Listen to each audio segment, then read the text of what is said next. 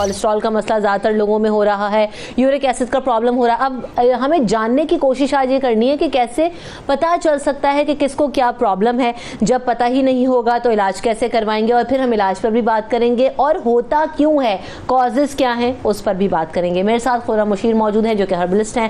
Welcome to the show Khurram. और साथ साथ डॉक्टर सहर चावला भी मेरे साथ हैं जो कि माहिर ग़िज़ाइयत हैं। सहर, आपको भी वेलकम करते हैं शो में। तो सबसे पहले ये जो यूरिक एसिड का प्रॉब्लम है उसको डिस्कस कर लेते हैं, देन हम कोलेस्ट्रॉल पे बात करेंगे जो है ना कैटेगोरिकली, और आप हमें लाइव कॉल्स करके अपने जो इश्यूज़ हैं वो भी पूछ सकते हैं। सो सहर, ये यूरिक एसिड है क्या, ये बढ़ क्यों जाता है और इसके बढ़ने की वजह से प्रॉब्लम्स क्या क्या होते हैं? जी, अस्सलाम वालेकुम। यूरिक एसिड जैसे कि उसका नाम इंडिकेट करता है, ये ऐसी चीज़ है जो कि एसोसिएटेड है यूरिन, पेशाब और उसकी एक्सक्रीशन से। यानी जब हमारे पास पेशाब एक्सक्रीट होता है उसका एक बड़ा मेजर कंपोनेंट यूरिक एसिड होता है। यूरिक एसिड हमारे पास बॉडी के तकरीबन सारे टिश्यूज़ में भी प्रेजेंट होता है, और जो हम डिफरेंट ग़िज़ाएँ लेते हैं, ख़ासतौर पर जो हम रेड मीट लेते हैं, हम फैटी फिश लेते हैं, उनमें भी हमारे पास प्रेजेंट होता है। अब जब बॉडी में खाने की तोड़ फोड़ होती है, ये ब्लड में डाइल्यूट होता है, तो किडनीज़ का काम होता है इसको एक्सक्रीट करना। इसके बॉडी में एक नॉर्मल मिकदार होती है जो कि ज़्यादातर मर्दों में 3 से 7 मिलीग्राम पर डेसीलीटर होती है, ख़वातीन में 2.5 to 6 मिलीग्राम पर डेसीलीटर होती है, और बच्चों में 2 to 5.5 2 से 5.5 मिलीग्राम पर डेसीलीटर होती है। अगर ये यूरिक एसिड की मिकदार आपके पास ज़रूरत से ज़्यादा हो जाए तो इस मेडिकल कंडीशन को आप हाइपर यूरिसीमिया कहते हैं। और ये हाइपर यूरिसीमिया फिर आगे, जिसको गाउट बड़ी फेमस डिजीज़ है, अगर ये ज़रूरत से ज़्यादा हो जाए उसको गाउट कहा जाता है। अब ये गाउट हाइपर यूरिसीमिया होता क्यों है? या तो आपके पास यूरिक एसिड बॉडी में ज़रूरत से ज़्यादा प्रोड्यूस हो रहा है, बन रहा है, जैसे कि मैंने आपको बताया ये बॉडी में सब टिश्यूज़ में प्रेजेंट है और हम डिफरेंट ग़िज़ाओं से भी लेते हैं, यानी आप वो ग़िज़ाएँ ज़रूरत से ज़्यादा ले रहे हैं जिनमें यूरिक एसिड ज़्यादा है। या तो आपकी बॉडी में ये नॉर्मल अमाउंट में बन रहा है और आप ग़िज़ाओं में भी नॉर्मल अमाउंट में ले रहे हैं, लेकिन क्योंकि इसने आपके गुर्दों में से एक्सक्रीट होना है पेशाब के थ्रू, तो कोई ना कोई ऐसा प्रॉब्लम है कि गुर्दे जो है वो इसको कम एक्सक्रीट कर रहे हैं। उसके अलावा बहुत सारे लोग हमारे पास कुछ ऐसी मेडिकेशंस पे भी होते हैं, जैसे जो ब्लड प्रेशर के पेशेंट्स होते हैं वो एक ग्रुप ऑफ ड्रग्स लेते हैं जिनको आप डायूरेटिक मेडिकेशंस कहते हैं। डायूरेटिक का मतलब है वो दवाइयाँ जिनके लेने से ब्लड प्रेशर नीचे होता है। कैसे? पेशाब ज़्यादा आने की वजह से। पेशाब जब ज़्यादा आता है तो उसकी वजह से सॉल्ट, सोडियम ज़्यादा एक्सक्रीट होता है, उसकी वजह से आपके पास जो है वो ब्लड प्रेशर कम होता है। जो लोग ज़्यादा डायूरेटिक मेडिकेशंस लेते हैं उनमें भी कभी कभी यूरिक एसिड का प्रॉब्लम होता है। इसके अलावा जो लोग स्टीरॉइड्स पर होते हैं, जो कि इम्यूनोसप्रेसिव ड्रग्स हैं, आपके इम्यून सिस्टम को थोड़ा डाउन कर देती है, उन लोगों में भी यूरिक एसिड का प्रॉब्लम पाया जाता है। थायराइड के कुछ पेशेंट्स में भी यूरिक एसिड का प्रॉब्लम पाया जाता है। और हमारे पास एक स्किन डिजीज़ होता है जो रैशेस से और आपके इम्यूनिटी डिसऑर्डर से एसोसिएटेड होता है, जिसको आप सोरियासिस कहते हैं, उनमें भी आपके पास यूरिक एसिड का प्रॉब्लम हो सकता है। मतलब इसके जो कॉजेज हैं वो बहुत ज़्यादा मल्टीफैक्टोरियल हो सकते हैं, लेकिन जो इसका ट्रीटमेंट है, अच्छा ये तो जो है ना डिजीजेस की वजह से कॉजेज हो रहे हैं। अब एक तरफ ये भी है खुर्रम के जो यूरिक एसिड के बढ़ जाने की वजह से डिजीजेस होती हैं और जो प्रॉब्लम्स होती हैं वो क्या क्या होती है। डॉक्टर साहब ने बड़ा अच्छा बता दिया कि यूरिक एसिड है क्या और ये होता है। बिल्कुल सही। तो इसकी वजह से कौन कौन सी हमें प्रॉब्लम्स होती हैं? बिल्कुल। अच्छा देखिए, बड़ी इंपॉर्टेंट बात है कि अगर आपकी डाइट बैलेंस नहीं है, अच्छा हमारे यहाँ बहुत लोगों को शौक है कि अगर प्रोटीन समझते हैं सिर्फ गोश्त है, ठीक है, रेड मीट बहुत ज़्यादा खाते हैं, गाय का गोश्त या जो भी होता है, और चिकनाई के साथ साथ उसको खाने से एक तो आपको सबसे इम्पोर्टेंट जो चीज़ है, एक तो यूरिन में आपको थोड़ा सा बर्निंग सेंसेशन होती है। तो उसके अलावा आपके घुटनों में जो बड़े जॉइंट्स हैं उनमें शदीद जिसे गठिया कहते हैं, गाउट, वो एक बहुत बीमारी होती है, और इवन डिसफिगरमेंट हो जाती है, माजूरी होती है। आपके लिए चलना फिरना, रूटीन के काम करना, इवन आगे चल के कि आपको सही तरह कंगा पकड़ के आप बाल भी ठीक करना बड़ी प्रॉब्लम होती है। और जो लोअर लेग्स हैं आपकी, उनमें शदीद पेन होता है। आपसे चलना, आपके जो मूवमेंट गेट जो होती है, जो मूवमेंट कहलाती है, वो नॉर्मल नहीं होती। कभी वजन का बढ़ जाना भी काउंट होता है? वजन बिल्कुल बिल्कुल बिल्कुल कोलेस्ट्रॉल और ये किसी हद तक बहुत लिंक्ड है। और सबसे इम्पोर्टेंट बात ये कि लोग क्या करते हैं, हमारे यहाँ हाई फाइबर डाइट का कॉन्सेप्ट नहीं है ना, कि जो अगर आप पहले अगर आप बाहर के मुल्क में अभी कभी जाएं या कभी होता है सेंट्रल एशिया में जाते हैं, पहले लोग सैलेड खाते, फिर कुछ खाना खाते, फिर उसके दौरान भी खाते, तो आपके पेट में जो जितनी देर तक रेड मीट जो होता है हमारी जो लार्ज इंटेस्टीन में, उनमें जितना देर रहेगा, तो एक तो ये बड़ी बात है कि गाउट वगैरह बढ़ते हैं। और कोलन कैंसर के भी चांसेस बहुत ज्यादा बढ़ जाते हैं, जो बड़ी आंख का कैंसर कहते हैं। जी बिल्कुल बिल्कुल। एक कॉलर है महमूदुल हसन, उनको शामिल करते हैं। अस्सलाम वालेकुम महमूद साहब, कैसे हैं आप और क्या सवाल करना चाहते हैं? बेटा क्या हाल है आपके? अल्लाह आपको खुशियां दे, 92 आबाद रहे। अल्हम्दुलिल्लाह। सवाल है बेटे, मेरा एक बड़ा ना अहम सवाल है कि मेरे घर वाले जो है ना, तो उनकी उम्र है 60-62 साल, तो वो बेचारे 2 साल से सो नहीं सकते, बड़ी मुश्किल से। उनके दर्द पूरे जिस्म में बेटा उन्हें दर्द होता है, और बिलखसूस दाएं बाजू में। बड़े हमने इलाज करवाए, उन्हें कोई शुगर नहीं है, यूरो प्रेशर भी उनका नहीं बढ़ा हुआ, और पता नहीं चल रहा ये क्या मर्ज है, तो मैदे का मसला है या अल्लाह कुछ सवाब क्या है। तो मैं इस मामले में, मेरा बेटा बड़ा परेशान हूँ। कोई अगर डॉक्टर साहब बैठे हुए हैं, महमूद साहब ये बताइएगा कि उन्हें कोई परेशानी, डिप्रेशन, स्ट्रेस तो नहीं है किसी किस्म का? नहीं, कोशिश तो मैं करता हूँ, है तो नहीं। हाँ जी, हसास भी इतनी, वो खवातीन होती तो बड़ी हसास हैं, लेकिन वो ऐसा मामला नहीं है। कभी कभार बेटी के मामले में कभी सो भी जाती होंगी, शादीशुदा है बेटी, हाँ जी, तो लेकिन ज्यादा सही, ठीक है। हाँ जी, चल, तो क्या इनके आप रेकमेंड नींद भी नहीं आती? बिल्कुल बिल्कुल। मुझे लग रहा है थोड़ा सा एक ख़वातीन में हमारे यहाँ बड़ा कॉमन है, हर किसी का टेस्ट कराएं तो आपको उनका कैल्शियम लेवल थोड़ा सा लो आता है। अच्छा, और विटामिन डी भी उसके साथ मिलके अगर आप ग़िज़ा में लें। देखिए सबसे इंपॉर्टेंट बात यह कि एक तो पूरी बॉडी को, महमूद साहब जैसे कह रहे हैं, अगर उनको दर्द है और नींद नहीं आती, एक तो रोज़ाना 10 बजे से पहले और शाम 4 बजे के बाद 5 से 10 मिनट पूरी बॉडी पे हल्का सा, जब तेज़ धूप ना हो, जैतून का तेल लगा के थोड़ा सा सनलाइट जो है, सूरज की रोशनी, वो लें, उससे बड़ा फर्क पड़ेगा। सेकंड, आप क्या करेंगे जी, आपकी ग़िज़ा में ज़्यादा से ज़्यादा जैसे फ्लैक्स सीड होता है, खाने वाले तिल होते हैं, ठीक है, जिनके अंदर से ओमेगा 3 फैटी एसिड्स जो आपके तमाम जो जोड़ हैं, जॉइंट्स हैं, उनमें रतूबत दे, वो करे। और साथ में बड़ी कोशिश कीजिएगा कि थोड़ा आपकी मूवमेंट होने चाहिए सारा दिन, चलना, जितना आप वॉक करेंगी तो रात में आपको भरपूर नींद, फिजिकल एक्टिविटी, क्योंकि खवातीन की अक्सर कम हो जाती है। बिल्कुल जी, आपको क्या लगता है डॉक्टर साहब इन दिस केस? जी, मुझे ऐसा लगता है कि जो पेन है काफ़ी हद तक, मैं 80 से 90% मेरा भी वही बात मैंने करनी है जो डॉक्टर खुरम साहब ने की। उसके अलावा मैं ये कहना चाहूँगी कि जो पेन का ओरिजिन है वो मसल ओरिजिन है या बोन ओरिजिन है, वो पता होना चाहिए। इनके केस में ज़्यादा जो अंदाज़ा हो रहा है वो मसल ओरिजिन, जिसको आप मायल्जियास कहते हैं, वो हो रहा है। और अगर न्यूट्रिशनल उससे बात की जाए तो जो मायल्जियास होता है वो आपके पास मल्टीविटामिन और मिनरल डेफिशिएंसी की वजह से होता है। इसमें आपने उन सारी ग़िज़ाओं का इस्तेमाल करना है जो बॉडी में आपके पास इन्फ्लेमेशन कम करती हैं, जिस तरह हम बात कर चुके हैं vitamin A, vitamin C, vitamin E जिन ग़िज़ाओं में होता है, और जिस तरह डॉक्टर साहब ने कहा omega 3 fatty acids, fatty fish का आप इस्तेमाल करें, आप नट्स का इस्तेमाल करें, आप सीड्स का इस्तेमाल करें, हरी सब्जियों का इस्तेमाल करें और फलों का इस्तेमाल करें। ये बॉडी में इन्फ्लेमेशन कम लेकर आएगा। सही है। एक और कॉलर है हमारे साथ, कमरुज़्ज़मान, उनको शामिल करते हैं। अस्सलाम वालेकुम। वालेकुम, मैडम क्या हाल है? अल्हम्दुलिल्लाह। क्या पूछना चाहते हैं आप? मैम 2 साल पहले मेरा वेट था 120 kg जी, हाइट है मेरी 5 फीट 8 इंच। मैम क्या हाल है? जी जी, आपका वेट था 120 kg, हाइट 5.8 इंचेस। क्या पूछना चाहते हैं? हाँ जी, वेट मैंने रिड्यूस किया है, 85 पे आ गया हूँ मैं। सही है। 287 तक होता था मेरा कोलेस्ट्रॉल, जो अब 136 तक रह गया है। बहुत सही है जी। अब क्या प्रॉब्लम क्या है? अब यूरिक एसिड जो है ना वो मेरा बढ़ता है।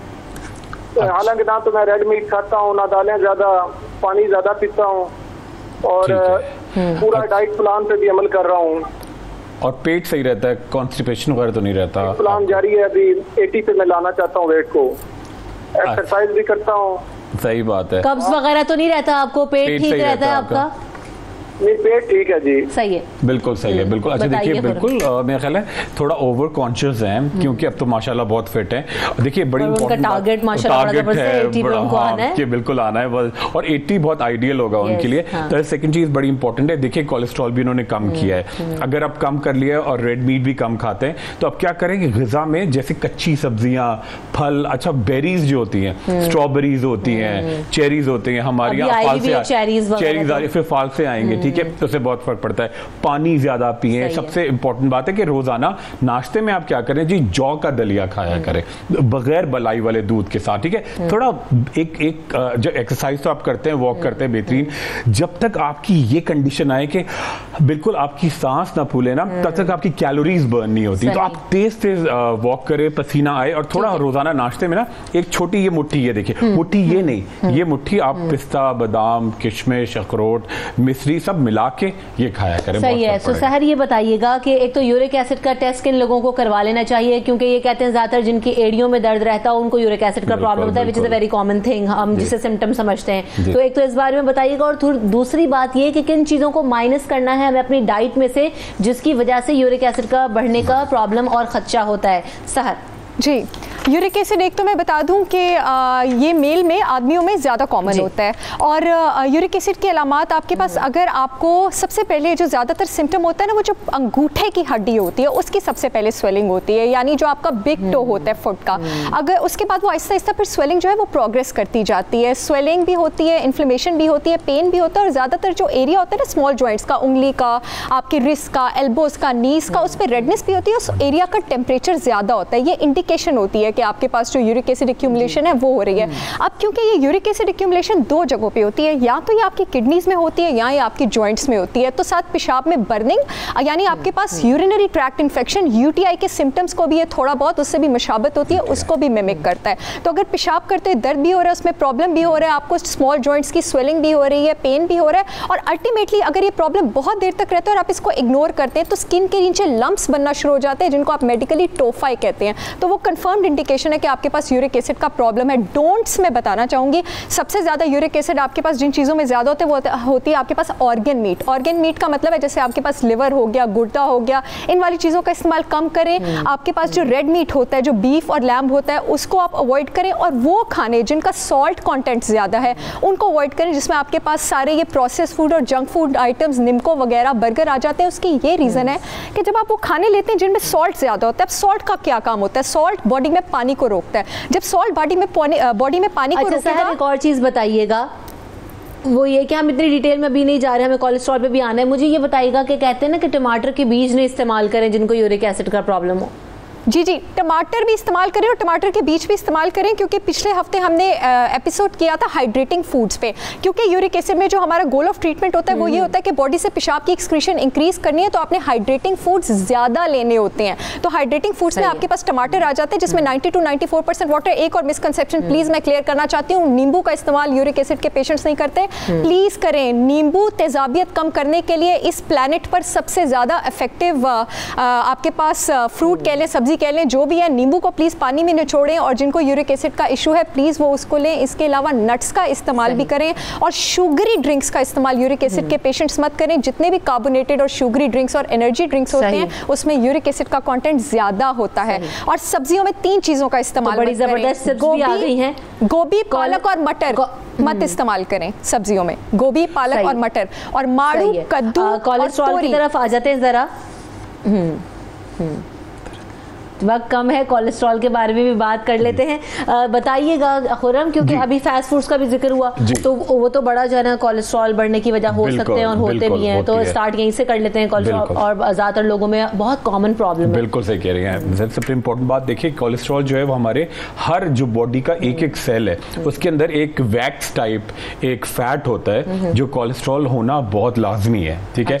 वो नहीं होगा तो हमारे नॉर्मल लाइफ नहीं होती। अच्छा, होता क्या है कि लोग बहुत ज्यादा, हमारी लाइफस्टाइल ऐसा है, सारा दिन एसी में बैठे हैं, टीवी देख रहे हैं, चिप्स वगैरह और काले वाले ड्रिंक्स जो होते हैं, फिजी ड्रिंक्स, वो बहुत ज़्यादा लेते हैं, वॉक नहीं करते, लोग चलते नहीं हैं, ठीक है। अच्छा, बच्चों के लिए सिचुएशन भी ऐसी है, और दूसरा ये कि सारा दिन वो लैपटॉप और फिजिकल एक्टिविटी के लिए, बिल्कुल। तो ये सबसे इंपॉर्टेंट बात है, एक तो वॉक आपकी ज़्यादा से ज़्यादा होना चाहिए। ग़िज़ा में क्या करें, आप नेचुरल चीज़ों की तरफ आएँ, कच्ची सब्जियाँ खाएँ, फ्रूट्स खाएँ, जितना आप जंक फूड और फ्राइड चीजें खाते हैं उतना आपका कोलेस्ट्रॉल बढ़ता है। अच्छा, मगर कोलेस्ट्रॉल लोग बड़ा घबराते हैं, जी हम अंडा नहीं खाएंगे, जी अंडे की जर्दी नहीं खाएंगे। अच्छा, अंडे की जर्दी आप जरूर खाया करें, वो कोलेस्ट्रॉल आपका इंक्रीज करती है। और सबसे इंपॉर्टेंट बात कि अगर आपके कोलेस्ट्रॉल लेवल्स कम होंगे, ठीक है, एक तो अच्छा वाला होता है HDL, ठीक है, और एक LDL होता है, वो लो डेंसिटी लाइपोप्रोटीन होता है। LDL हमेशा कम होना चाहिए। अच्छा, जब आप अंडा खाते हैं, जर्दी खाते हैं, फिश लेते हैं, अच्छे वाले फैट्स आपकी बॉडी में जाते हैं, तो आपके हार्मोन्स, ठीक है, जो कि अब सबको पता है कि मर्दों में टेस्टोस्टेरोन और खवातीन में ईस्ट्रोजन, इसको ये पूरा मेंटेन करने के लिए कोलेस्ट्रॉल लेवल्स अगर आपके कम होते हैं, अगर जिन लोगों के लोग कहते हैं मुझे बड़ी कमजोरी है, बहुत वीकनेस है, तो आपका कोलेस्ट्रॉल लेवल कम होते हैं, ठीक है। मगर इसका ये मतलब नहीं है कि आप मिठाइयाँ खा रहे हैं, आप हलवे खा रहे हैं, आप देसी घी जरूर लें, आप अपनी ग़िज़ा में देसी घी का इस्तेमाल करें, आप ऑलिव ऑयल करें, मगर ये नहीं कि आप उसकी मिठाइयाँ खा रहे हैं। अच्छा, ये चीज़ अब ये चीज़ जाननी कैसे, जो कि डॉक्टर खुर्रम भी इशारा कर रहे हैं सहर, कि किनका लो कोलेस्ट्रॉल है और किनका हाई है, हाउ टू आइडेंटिफाई इट? देखिए, जो कोलेस्ट्रॉल का हाई होना है वो मेजॉरिटी केसेस में ओबेसिटी, मोटापे, वजन के बढ़ने के साथ एसोसिएटेड होता है। जिस तरह डॉक्टर खुर्रम साहब ने कहा, आपके पास LDL और HDL बैड कोलेस्ट्रॉल और गुड कोलेस्ट्रॉल है। बॉडी में हमारे पास LDL और HDL का एक रेशो होता है, एक मिकदार होती है। इसके अगर आप बायोकेमिकली लैब टेस्ट करा लें, आप अपना LDL HDL रेशो निकलवा लें, तो आपको बड़ा ईजी पता लग जाता है। अगर आपका LDL हाई हुआ, इसका मतलब है आपका बैड कोलेस्ट्रॉल ज़्यादा है और आपको इसको एड्रेस करने की ज़रूरत है। अब आपके पास कोलेस्ट्रॉल कम करने के लिए टारगेट क्या होना चाहिए? सबसे पहले डाइट में फाइबर ज़्यादा होना चाहिए। दूसरा, क्योंकि कोलेस्ट्रॉल आपके पास ऑर्गन मीट और रेड मीट में ज़्यादा होता है, तो आपने वेजिटेबल सोर्सेज ऑफ प्रोटीन से अपने प्रोटीन की ज़रूरत पूरी करनी है अगर आपका कोलेस्ट्रॉल ज़्यादा है। और तीसरा, आपने बॉडी में गुड फैट्स लेने हैं ताकि आपके इन्फ्लेमेशन और LDL कम हो। इसके लिए सबसे ज़्यादा ज़रूरी है कि आपके दिन का जो फाइबर का कॉन्टेंट है वो 25 से 30 ग्राम हो। कोशिश करें कि अपने नाश्ते की जो शुरुआत है वो ओट मील से करें और उसमें आप फाइबर का पंच, एक्स्ट्रा फाइबर डाल सकते हैं। अगर आप डायबिटिक नहीं है तो उसमें आप केला डालें, और अगर आप डायबिटिक है तो आप उसमें स्ट्रॉबेरीज डालें। तो आप दिन के शुरू में ही 10 ग्राम आप फाइबर ले लेते हैं और फाइबर कोलेस्ट्रॉल को नीचे लेके जाता है। नट्स में खासतौर पे 2 चीज़ों का इस्तेमाल करें, एक अखरोट और एक पिस्ता। अखरोट और पिस्ता में आपके पास नेचुरल स्टीरॉल्स होते हैं। नेचुरल स्टीरॉल जो होता है वो बॉडी में कोलेस्ट्रॉल को एब्जॉर्ब नहीं होने देता, तो उसके पास कोई ऑप्शन नहीं रहती, उसने एक्सक्रीट होना होता है। इसके अलावा इसमें आपके पास ओमेगा 3 फैटी एसिड्स होते हैं जो कि गुड फैट को ऊपर लेके जाते हैं, बैड फैट को नीचे लेके जाते हैं। और ये excellent source of vegetable protein है, क्योंकि जिनको कोलेस्ट्रॉल की शिकायत है उन्होंने एनिमल सोर्सेज ऑफ प्रोटीन जो है, जो रेड मीट है, उसको अवॉइड करना है। फलों में किन चीज़ों का इस्तेमाल आप ज़्यादा करें? सेब का इस्तेमाल ज़्यादा करें, अंगूर का इस्तेमाल ज़्यादा करें, नाशपाती का इस्तेमाल ज़्यादा करें। इन तीनों में आपके पास एक सॉल्युबल फाइबर होता है जिसको पेक्टिन कहते हैं, जो कि आपके पास जो बैड कोलेस्ट्रॉल है उसको नीचे लेके जाता है। गार्लिक का इस्तेमाल, लहसुन का प्लीज़ बहुत ज़्यादा करें। लहसुन में आपके पास एक कंपाउंड होता है एलिसिन।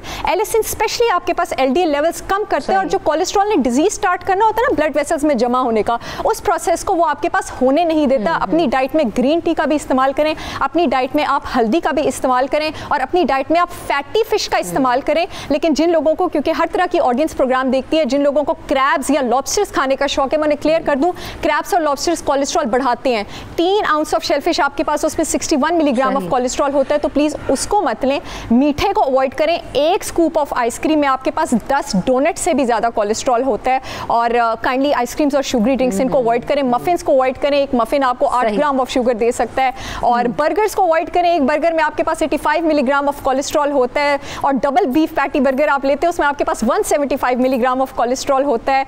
तो क्रीम चीज़ प्लीज़ उसको अवॉइड करें। बड़े मज़े से आप केक खाते हैं, 1 आउंस ऑफ क्रीम चीज़ में आपके पास 27 मिलीग्राम ऑफ कोलेस्ट्रॉल होता है। फ्राइड चिकन को अवॉइड करें, उसमें बर्गर से भी ज़्यादा कोलेस्ट्रॉल होता है। फ्राइड फैट्स को अवॉइड करें। सिर्फ एक तले हुए आलू में आपके पास 17 ग्राम ऑफ फैट होता है। तो ये थोड़ी सी एग्जाम्पल्स हैं सिर्फ लोगों को ये अवेयर करने के लिए कि जो हम बेख्याली में इतना थोड़ा बहुत डाइट जो है ना वो हमें अच्छी और हेल्दी लेनी है। बिल्कुल। अब होता क्या है कि इन सारी चीजों को प्रिपेयर करने के लिए, क्योंकि हमारे यहाँ विदाउट ऑयल तो कोई खाना बनता नहीं है, एक तो सबसे बड़ा मसला यही है। और जब हम जाते हैं ग्रोसरी करने के लिए तो उस रैक के अंदर बहुत सारे ऑयल्स होते हैं जिसमें लो कोलेस्ट्रॉल ऑयल लिखा होता है, कॉर्न ऑयल और फलाना का। तो अब ये बताइएगा कि जो लो कोलेस्ट्रॉल ऑयल्स हैं ये किस हद तक इफेक्टिव होते हैं, किन लोगों को इस्तेमाल करने चाहिए या नॉर्मली खाना इसी में बनाना चाहिए? बिल्कुल, देखिए वैसे नॉर्मली तो अगर आप बिल्कुल हेल्दी हैं और आपका अच्छा लाइफस्टाइल है, आप मेहनत मेहनत करते हैं। देखिए जब तक आपकी पूरी बॉडी से स्वेटिंग होती है, आपकी पैल्पिटेशंस, दिल की धड़कन तेज़ होती हैं, तो आपके लिए बहुत अच्छा है आप देसी घी भी इस्तेमाल करें।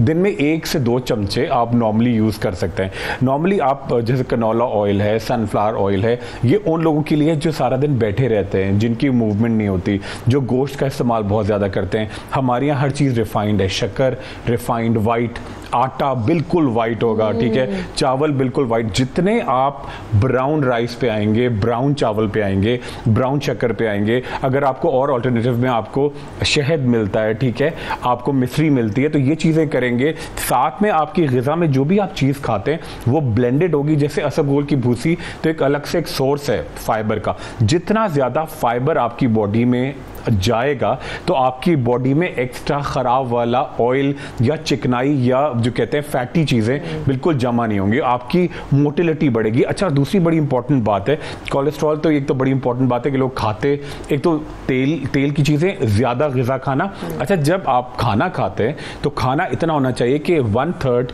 आपका खाना हो मैदे में, ठीक है, 1/3 पानी भी हो सकता है, नहीं भी है आप पहले भी पी सकते हैं, बीच में पी सकते हैं, बाद में भी पी सकते हैं, ये कोई इशू नहीं है कि लोग पानी ना पिए।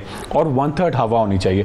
हमारे यहाँ डॉक्टर अब फौरन खाने के बाद पानी को मना इसलिए करते हैं कि हम लोग इतनी क्वांटिटी खा लेते हैं, हम लोग तो 1/3 क्या मतलब फुल कर लेते हैं। अच्छा देखिए, और जब आपका खाना डाइजेस्ट होगा तो उसको मूवमेंट चाहिए ना, मसल्स को, तो जब पूरा भरा हुआ है आपका मैदा तो ऊपर से आपने पानी भी डाल दिया, फिर आपकी तबीयत हो जाती है बेतहाशा खराब। रमजान में तो बड़े मामला बिल्कुल। अच्छा, और सबसे बड़ी इंपॉर्टेंट बात है, लोग अक्सर कहते हैं जरा सा, अच्छा जैसे एक मैं आपको अजीब सी बात बताऊं कि आज एक अजीब सा ट्रेंड चल गया है कि डॉक्टर्स भी करते हैं और हमारी पब्लिक भी खुश नहीं होती। अगर किसी के सर में हल्का सा दर्द है, डॉक्टर कहते हैं आप सीटी स्कैन करा के आए, मतलब छोटी सी चीज के लिए। हाँ। इसी तरह अगर किसी के जरा सा भी कोई मसल में दर्द है या लेफ्ट साइड पे दर्द है, वो तो तमाम चीज। सबसे इंपॉर्टेंट बात है आपका लाइफस्टाइल बड़ा इंपॉर्टेंट है।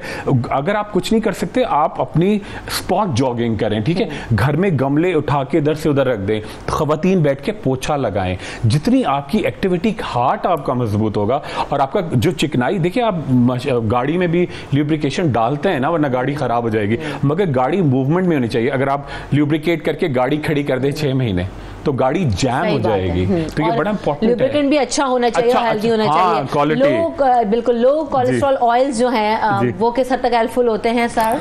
बिल्कुल हेल्पफुल होते हैं, बशर्ते कि उनका जो इस्तेमाल है वो मियाना रवि के साथ किया जाए। इसमें कोई शक नहीं है कि जो आपके पास ऑलिव ऑयल है वो बेस्ट है। यहाँ पर मैं क्लियर कर दूं कि जो एक्स्ट्रा वर्जिन ऑलिव ऑयल है उसको फ्राइंग के लिए यूज़ मत करें, वो आप अपने सैलड्स की ड्रेसिंग के लिए या हल्का सा पैन फ्राई के लिए यूज़ कर सकते हैं। ऑलिव ऑयल आपके पास रिफाइंड कुकिंग ऑयल फ्राई करने की क्वालिटी में भी अवेलेबल होता है। ऑलिव ऑयल में आपके पास एक ग्रुप ऑफ फैटी एसिड्स होता है, मैं नाम नहीं लूँगी, बहुत टेक्निकल हो जाएगा, वो आपके पास बैड फैट को कम करता है। और ऑलिव ऑयल में आपके पास विटामिन ई होता है जो कि बॉडी में इन्फ्लेमेशन को कम करता है और आपकी इम्यूनिटी को तेज भी करता है। तो कोशिश करें कि अव्वल तो फ्राइड फूड अवॉइड करना चाहिए, लेकिन अगर आपने तलना है तो प्लीज़ ऑलिव ऑयल का इंतखाब करें। और इसके अलावा कोलेस्ट्रॉल कम करने के लिए दालों का इस्तेमाल आप कर सकते हैं। दालों का इस्तेमाल 2007 में एक बड़ी अच्छी रिसर्च हुई थी कि वो लोग जो डेली 12 ग्राम्स ऑफ दाल, कोई भी दाल कंज्यूम करते हैं, over a period of 12 weeks यानी 3 महीनों में उनका जो कोलेस्ट्रॉल है वो 12% तक नीचे आया है।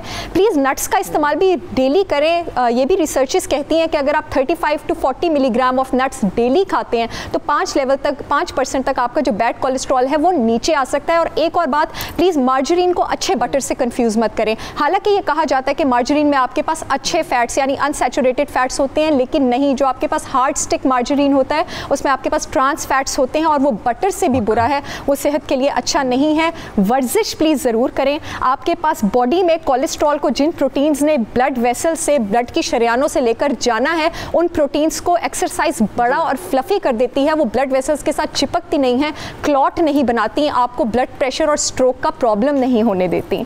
तो प्लीज़ एक्सरसाइज ज़रूर करें। और एक्सरसाइज आपके हार्मोनल लेवल्स भी रेगुलेटेड रखती है, जिसकी वजह से कोलेस्ट्रॉल ज़रूरत से ज़्यादा बढ़ता नहीं है। सही। तो सबसे बड़ी बात जो है वो आज के प्रोग्राम में हमने ये सीखी है, जो कि सारी इंटेलेक्चुअल बातों का मगज़ भी है और आसान उसको अगर ये कर दें तो अगर आपने सारी चीज़ों से बचना है, यूरिक एसिड के प्रॉब्लम और कोलेस्ट्रॉल लेवल अपना बैलेंस रखना है, so go for a healthy diet, अच्छी कच्ची सब्जियों का इस्तेमाल और साथ साथ एक्सरसाइज और फिजिकल एक्टिविटी होना बहुत ज़्यादा ज़रूरी है। तो आप इन सारी चीज़ों से और इन कॉम्प्लिकेशन से बच सकते हैं। अगर आपको कोई प्रॉब्लम हो तो टेस्ट ज़रूर करवाएं, पता ज़रूर करें, ताकि आप उसके जो ऑल्टरनेटिव्स हैं उसकी तरफ बढ़ सकें। बहुत शुक्रिया। और हम आपने वक्त दिया। सहारा, आप हमारे साथ मौजूद थी, आप दोनों का बहुत शुक्रिया। एक ब्रेक के बाद हाजिर होंगे अपने अगले सेगमेंट सलाम अहले बैत में। सुबह सवेरे पाकिस्तान।